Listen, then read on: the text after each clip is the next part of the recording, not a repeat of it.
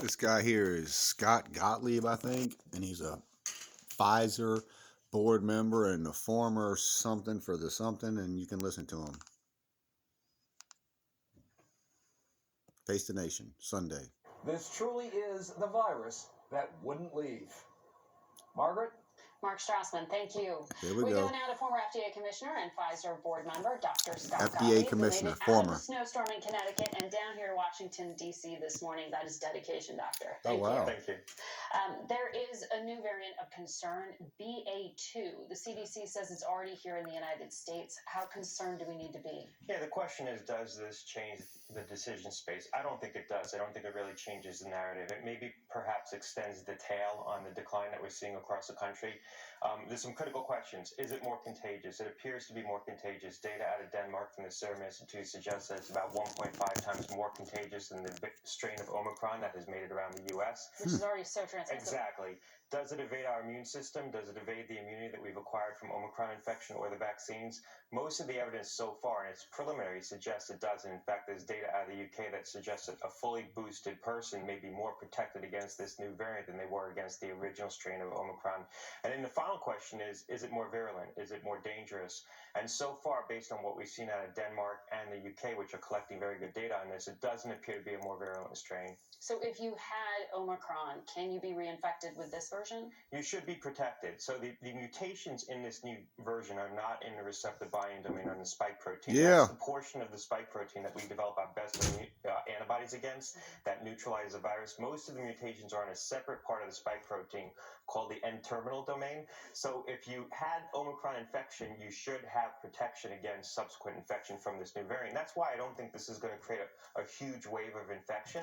What's likely to happen is, as we were coming down, and we're coming down quite sharply in parts of the Northeast, Florida, the Mid-Atlantic, you might see as this new strain starts to pick up, you might see that we start to slow down in that decline, but the decline will happen nonetheless. Right now, it represents probably about 5% of infections in the U.S., and we have so much Omicron immunity, that's probably going to be a backstop against this really taking off. So, we talked about it there. Every time that there is an infection, these child care centers have to shut down. That creates practical problems for parents who want to go out and participate in the economy. They want to show up for work. I mean, this is a drag for the country. The CDC issued new guidance to child care centers. It recommended toddlers remain masked. It lowered the recommendation for isolation post-infection to about 5 days.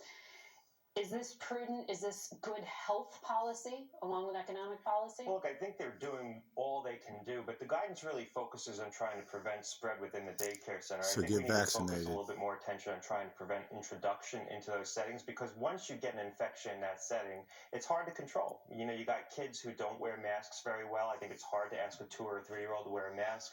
Even if you keep them in social pods, they're going to play together. So it's hard to control transmission within that setting. I think we should be focusing more on trying to keep the infection out in the first place. Mm-hmm. Well, but to that point, and you know what, because I ask you almost every week, because my own kids can't get vaccinated, that's just going to continue to be a risk, right? Until the youngest children, 4 and under, can get a vaccine. So this portion of the puzzle, if a vaccine is greenlit for the youngest Americans, does it unlock everything else? Does this start to move us back to normal?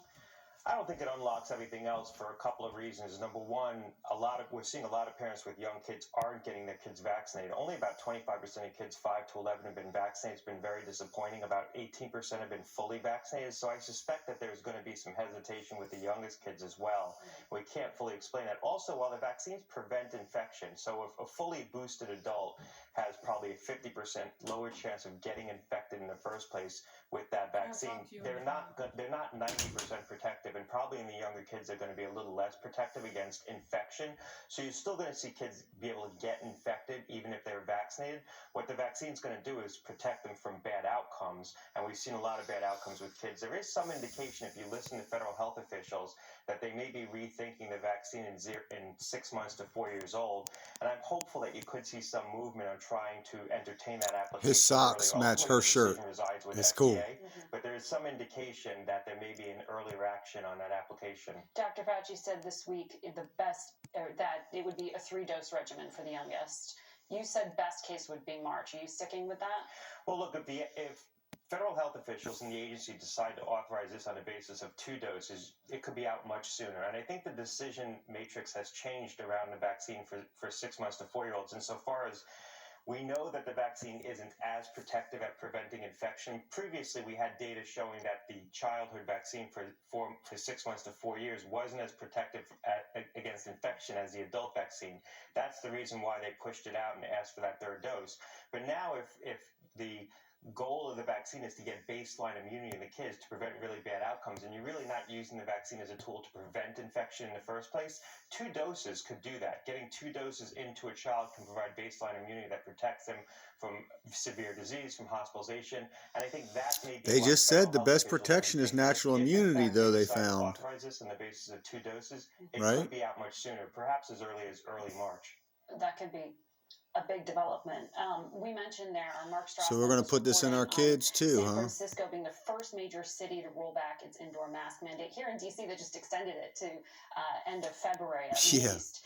Is there a clear benchmark yet? Big Board's when restaurants health being measures should screwed be over by that in lifted? This is Northwest. going to be a real challenge. So right now, you look at a lot of federal health guidance, and it says that these measures should be lifted when there's low prevalence. The CDC defines low prevalence as 10 cases per 100,000 people per day. That was the old measure. In the age of Omicron, with a much more contagious variant, and with the fact that the population has a lot of immunity, so we're less susceptible overall, we may need to rethink that. We may need to decide that once we get to 20 cases per 100,000 per day, that may be the point at which we start to withdraw these things. Yeah. I'm not so sure we're going to get to 10 anytime soon. Right now, Washington, D.C. is at 50, New York's at 75. With this new Omicron strain that's circulating, we may stall out around 20, and that may be the point when we have to consider withdrawing a lot of these measures. I think this guy Dr. might be a Gotlieb, good. thank you so much. Thanks Good a to lot. see you. Good to in see New you. York. I like to look into And what thanks he's for tuning saying, but back in 1 seem minute. legitimate. I don't know.